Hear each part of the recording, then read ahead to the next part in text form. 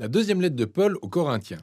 Bien qu'on l'appelle deuxième ou 2 Corinthiens dans nos Bibles, de nombreux indices dans cette lettre montrent qu'il ne s'agit pas uniquement de la deuxième chose qu'il est adressée à l'église de la Corinthe antique. Paul avait fondé cette communauté pour Jésus à Corinthe quelque temps auparavant, lors d'un de ses voyages missionnaires. On peut lire cette histoire dans le livre des Actes au chapitre 18. Après avoir poursuivi son chemin, Paul a reçu un rapport selon lequel les choses ne s'y passaient pas très bien. Alors il a écrit la première lettre, que nous appelons 1 Corinthiens, pour régler ses problèmes, mais il semble que de nombreuses personnes de cette église aient rejeté l'enseignement de Paul dans cette lettre, et se soient rebellées contre son autorité. Alors nous apprenons dans cette lettre que suite à cela, Paul a effectué ce qu'il appelle une douloureuse visite.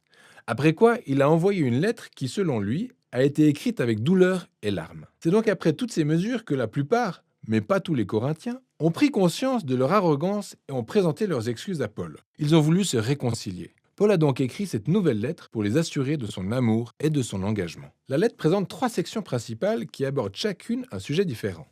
Paul commence par achever sa réconciliation avec les Corinthiens. Puis, dans les chapitres 8 et 9, il aborde le sujet concernant la générosité oubliée. Et dans les derniers chapitres, Paul défie les derniers Corinthiens qui continuent à le rejeter. Voyons plus en détail comment il s'y prend. Paul commence par remercier le Dieu plein de bonté et de réconfort, qui lui apporte paix et encouragement, et aussi aux Corinthiens en ces temps de division et de conflit. Il reconnaît que l'ambiance a été tendue depuis sa douloureuse visite, et il indique clairement leur avoir pardonné. Il souhaite une relation ouverte et honnête. Mais pourquoi l'ont-ils rejeté au départ? Eh bien, nous découvrons plus tard dans cette lettre que les Corinthiens ont méprisé Paul en tant que leader parce qu'il était pauvre. Il avait de maigres revenus en travaillant manuellement. Il était constamment persécuté et en souffrait. Il était souvent sans abri et pour couronner le tout, ce n'était pas un orateur très impressionnant. Une fois que les Corinthiens ont été exposés à d'autres leaders chrétiens plus riches et plus impressionnants, ils ont commencé à mépriser Paul. En réalité, ils avaient honte de lui. Paul répond tout d'abord en montrant que leur estime pour ces leaders sur la seule base de leur richesse et leur éloquence constitue une trahison envers Jésus. Cela révèle un système de valeurs complètement tordu. Le véritable leadership chrétien, dit-il, n'a rien à voir avec le statut ou l'autopromotion. Paul se décrit lui-même ainsi que les autres apôtres comme des esclaves captifs du roi Jésus, qui les guide dans une marche triomphale. Paul n'est pas là pour être impressionnant, mais pour orienter les gens vers celui qui l'est véritablement, Jésus. Il fait ensuite allusion à une récente exigence des Corinthiens selon laquelle ils devaient fournir des lettres de recommandation pour prouver son autorité, ainsi que diverses références. Paul trouve ça tellement ridicule. Leur église n'existerait même pas s'ils ne l'avaient pas fondée. Il déclare donc qu'ils sont la preuve de l'authenticité de son leadership et qu'ils font office de lettres de recommandation. Il cite habilement les prophètes Jérémie et Ézéchiel, disant que l'Esprit de Dieu a écrit sa lettre de recommandation dans leur cœur et qu'ils sont le peuple de l'Alliance nouvelle. Ainsi, les Corinthiens ne devraient pas avoir besoin d'autres preuves. Alors, la mention de la Nouvelle Alliance conduit Paul à effectuer une longue comparaison entre l'ancienne alliance passée entre Dieu et Israël par le biais de Moïse et la Nouvelle Alliance passée entre Dieu et les Corinthiens par le biais de Jésus et l'Esprit. L'ancienne alliance effectuée sur le mont Sinaï était vraiment glorieuse. Elle a permis à Moïse lui-même de briller de la gloire divine, mais cette gloire a fini par disparaître. Sans oublier le fait que les lois de cette alliance se sont avérées inefficaces pour transformer réellement Israël. Mais la nouvelle alliance, en comparaison, est encore plus glorieuse car Jésus ressuscité est la gloire même de Dieu et demeure pour l'éternité. Et c'est maintenant son esprit qui transforme les gens pour qu'ils deviennent plus fidèles, comme Jésus lui-même. Maintenant, tout cela semble extraordinaire. Enfin, qui ne voudrait pas profiter de la gloire divine? Paul continue et montre comment le paradoxe de la croix bouleverse les conceptions de gloire et de succès des Corinthiens. Après tout, l'exaltation glorieuse de Jésus en tant que roi s'est faite au prix de sa souffrance, son exécution et sa mort. Sur la croix, Jésus a révélé le salut de Dieu. Il est mort pour les péchés du monde qu'il réconciliait avec Dieu par la même occasion. Mais la croix fait bien plus. Elle révèle la nature de Dieu, un être d'amour absolu et sacrificiel par le don de soi en constante recherche du bien-être d'autrui. La croix révèle également un nouveau mode de vie cruciforme. Et l'objectif de Paul est que sa vie et son ministère reflètent la croix. Bien que sa carrière apostolique ait été marquée par l'humilité, la souffrance et la pauvreté, son but était de servir les Corinthiens.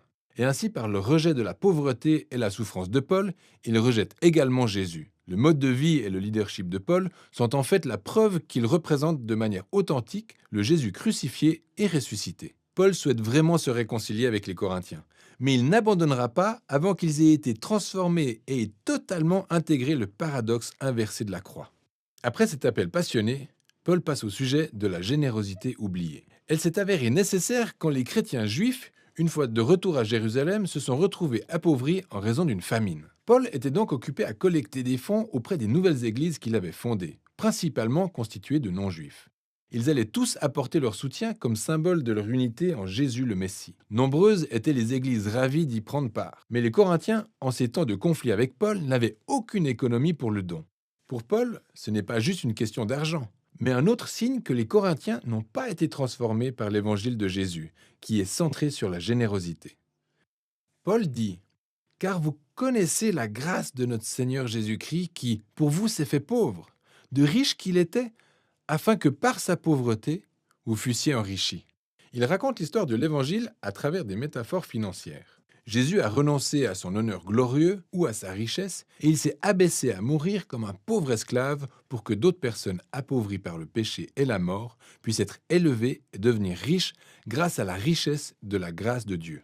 Être chrétien, c'est laisser son esprit et son cœur profondément s'imprégner de cette histoire, la laisser nous transformer en quelqu'un de plus généreux, de plus disposé à partager sa vie et ses ressources pour aider les autres. Dans la dernière partie de la lettre, Paul se concentre sur la source principale de son conflit avec les Corinthiens, ce groupe de leaders impressionnants qu'il surnomme ironiquement les super apôtres. Donc, ils se sont rendus à Corinthe pour faire leur promotion tout en calomniant Paul qu'il traitait de pauvre leader raté. Et au risque de faire de l'autopromotion, Paul dit « Ces gars veulent-ils vraiment comparer nos références ?» Pour le coup, il peut vraiment rivaliser. Sont-ils des experts de la Bible juive? Eh bien, Paul aussi, c'était un pharisien pour l'amour du ciel. Il a mémorisé toute la Bible. Veulent-ils se vanter de leur connaissance supérieure concernant Jésus? Eh bien, Paul a réellement vu et côtoyé le Jésus ressuscité.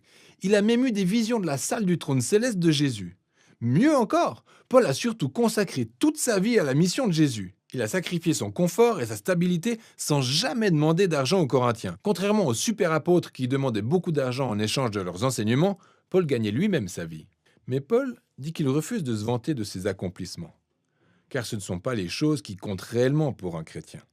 Il préfère plutôt se vanter de ses défauts et de sa faiblesse, car c'est grâce à ses insuffisances qu'il a découvert l'amour et la miséricorde de Jésus. Ou comme Jésus a dit une fois à Paul, « Ma grâce te suffit, c'est dans la faiblesse que ma puissance se manifeste pleinement. » Paul conclut la lettre avec un avertissement amical aux Corinthiens. Ils doivent s'évaluer notamment sur le mépris pour Paul, son mode de vie et leur amour pour ses super apôtres. Tout cela montre qu'ils ne comprennent pas ce qui est fondamental pour Jésus. Ils ne vivent pas comme des disciples transformés de Jésus. Alors Paul les invite une nouvelle fois à se rendre humbles face à l'amour de Jésus. 2 Corinthiens nous donne un aperçu unique de la vie de Paul et du paradoxe auquel nous sommes désormais participants par la croix de Jésus. La croix éprouve nos valeurs et nos manières de voir le monde. Nous valorisons la réussite, l'instruction, la richesse, alors que Dieu valorise l'humilité et la faiblesse, car son amour et sa puissance ont été révélés à travers la souffrance, la mort et la résurrection de Jésus. La croix libère également la puissance transformatrice et la présence de l'Esprit pour équiper les disciples de Jésus, de manière à suivre et adopter son mode de vie cruciforme. Et voilà ce dont il est question dans 2 Corinthiens.